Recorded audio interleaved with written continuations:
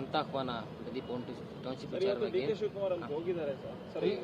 H D Kumaraswamy ಹೋಗಿದ್ದಾರೆ. CM ಹೋಗ್ತಾರಾ ಅಥವಾ ಹೇಗೆ ಏನು ಒಂಥರ ಹಾಸ್ಯಾಸ್ಪದ. ಈಗ ಸಿಎಂ ಒಪ್ಕೊಂಡಿದ್ರೆ ಹೋಗ್ಬೇಕು, ಸಿಎಂ ಒಪ್ಕೊಳ್ತಿದ್ರೆ ಹೋಗವ್ರೆ ಅಂದ್ರೆ ನಾಟಕಾಡಕ್ ಹೋಗವ್ರೆ ಅಂತ ಆಯ್ತದೆ. ಸರ್, ವಿಧಾನಸೌಧದಲ್ಲಿ ಚರ್ಚೆ ಮಾಡೋದು ಏನು ಇಲ್ಲ, ಬೈರ್ಮಂಗ್ಲಕ್ಕೆ ಬನ್ನಿ, ಅಲ್ಲೇ ಚರ್ಚೆ ಮಾಡೋಣ. ಯಾಕಂದ್ರೆ ಅಲ್ಲೇ ಬೈರ್ಮಂಗಲದಲ್ಲಿ ಏನ್ ಚರ್ಚೆ ಮಾಡಬಹುದೋ ವಿಧಾನಸೌಧದಲ್ಲಿ ಅದೇ ಚರ್ಚೆ ಮಾಡೋದು.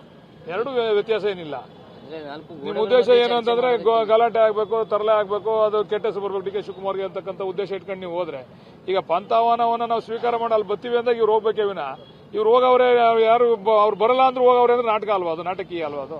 5-6 ಜನ ರೈತರನ್ನ ಕರೆದಿಲ್ಲ, ರೈತರ ಮಧ್ಯದಲ್ಲಿ ಆಯ್ತು, ಅವ್ರ ಕಡೆ ಇರತಕ್ಕಂಥ 10 ಜನ ರೈತರನ್ನ ಕರ್ಕೊಂಬರ್ಲಿ, ನಾವೇನ್ ಬೇಡ ಅನ್ನಲ್ಲ. ಇನ್ನೂ ಒಂದು 15-20 ಜನ ನಾವ್ ಹೇಳೋದು ಮಾಧ್ಯಮದ ಮುಂದೆ ಚರ್ಚೆ ಆಗ್ಲಿ. ಇದು ಈಗ ಎಲ್ಲೋ ಹೋಗೋದು ಎಲ್ಲೋ ಗೊಂದಲ ಆಗೋದು, ಯಾರು ನಿಮ್ಮ ಮಾಧ್ಯಮದವ್ರು ಕರೀರಿ, ಅವ್ರು ಎಷ್ಟು ಜನ ಕರೀರಿ, ನಾವು ಎಷ್ಟು ಜನ ಕರೀರಿ, ನಾವು ಬರ್ತೀವಿ, ಅವ್ರು ಬರಲಿ, ಅಲ್ಲಿ ಚರ್ಚೆ ಆಗಲಿ. ನಿನ್ನೆ ನಮ್ಮ ಸುವರ್ಣ ಚಾನಲ್ ಅವ್ರು ನಮ್ಮನ್ನು ಕರೆದಿದ್ರು, ಅಲ್ಲಿ ಚರ್ಚೆ ಆಯಿತು. ಚರ್ಚೆ ಆದಾಗ ಅವ್ರಿಗೂ ಕೂಡ ಮನವರಿಕೆ ಆಯಿತು.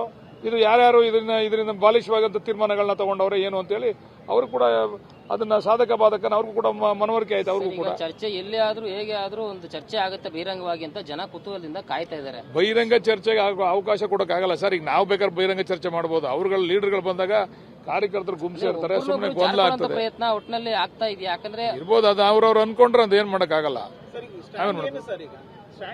ಏನಿಲ್ಲ, ನಡೀತಾ ಇದೆ ಸರ್. ಎಲ್ಲರೂ ಒಪ್ಪಿಲ್ಲ ಅಂತ ಹೇಳ್ಬೇಡಿ ನೀವು, ಕೆಲವರು ಒಪ್ಪಿಲ್ಲ. ಯಾವುದೇ ಪ್ರಾಜೆಕ್ಟ್ ಅಲ್ಲಿ 100ಕ್ಕೆ 100 ಭಾಗ ಯಾವ ರೈತರು ಒಪ್ಪಲ್ಲ. ಅದ್ರಲ್ಲಿ ಪರ್ಸೆಂಟೇಜ್ ಎಷ್ಟು ಅಂತ ನೋಡಿ. ಈಗ ನಾವು 3 ಹಳ್ಳಿಗಳನ್ನ ಅಂತಿಮ ಅಧಿಸೂಚನೆಯನ್ನ ಹೊರಡಿಸ್ತೇವೆ. ನಾವು ನೋಡೋಣ ಪ್ರಾಯೋಗಿಕವಾಗಿ ಏನಾಗ್ತದೆ ಅಂತ ಹೇಳಿ 85% ಜನ ನಾವು ತಗೊಂತೀವಿ, ದುಡ್ಡನ್ನ ಶೇರ್ ಅನ್ನು ತಗೋತೀವಿ ಅಂತ ಒಪ್ಪಿಗೆ ಕೊಟ್ಟವ್ರೆ.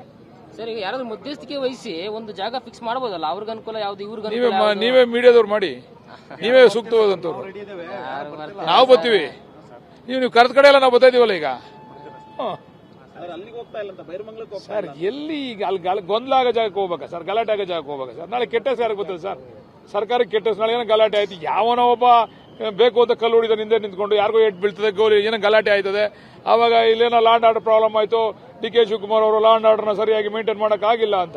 ಈಗ ಯಾರಾದ್ರೂ ಒಬ್ಬ ಪಾಂತಾಹ್ವಾನವನ್ನ ಕೊಟ್ಟ ಮೇಲೆ ಅದನ್ನ ಒಪ್ಕೊಂಡ್ರೆ ಹೋಗಿ ಅಲ್ಲಿ ಕೂತ್ಕೋಬೇಕು. ನಾವು ಒಪ್ಕೊಳ್ದೇನೆ ಹೋಗಿ ನಾನು ಕೂತ್ಕೋತೀನಿ ಅಂದ್ರೆ ಅದೊಂಥರ ಬಾಲಿಶ ವರ್ತನೆ ಸರ್. ಅದು ಅಂತ ಆಹ್ವಾನ ಪ್ರದೀಪ್ ಟೌನ್ಶಿಪ್ ಡಿಕೆ ಶಿವಕುಮಾರ್ ಅಲ್ಲಿ ಹೋಗಿದ್ದಾರೆ ಸರ್. ಎಚ್ ಡಿ ಕುಮಾರಸ್ವಾಮಿ ಹೋಗಿದ್ದಾರೆ. ಸಿಎಂ ಹೋಗ್ತಾರಾ ಅಥವಾ ಹೇಗೆ ಏನು ಒಂಥರ ಹಾಸ್ಯಾಸ್ಪದ. ಈಗ ಸಿಎಂ ಒಪ್ಕೊಂಡಿದ್ರೆ ಹೋಗ್ಬೇಕು, ಸಿಎಂ ಒಪ್ಕೊಳ್ತಿದ್ರೆ ಹೋಗವ್ರೆ ಅಂದ್ರೆ ನಾಟಕಾಡಕ್ ಹೋಗವ್ರೆ ಅಂತ ಆಯ್ತದೆ. ಸರ್, ವಿಧಾನಸೌಧದಲ್ಲಿ ಚರ್ಚೆ ಮಾಡೋದು ಏನು ಇಲ್ಲ, ಬೈರ್ಮಂಗ್ಲಕ್ಕೆ ಬನ್ನಿ, ಅಲ್ಲೇ ಚರ್ಚೆ ಮಾಡೋಣ. ಯಾಕಂದ್ರೆ ಅಲ್ಲೇ ಬೈರ್ಮಂಗಲದಲ್ಲಿ ಏನ್ ಚರ್ಚೆ ಮಾಡಬಹುದೋ ವಿಧಾನಸೌಧದಲ್ಲಿ ಅದೇ ಚರ್ಚೆ ಮಾಡೋದು. ಎರಡು ವ್ಯತ್ಯಾಸ ಏನಿಲ್ಲ.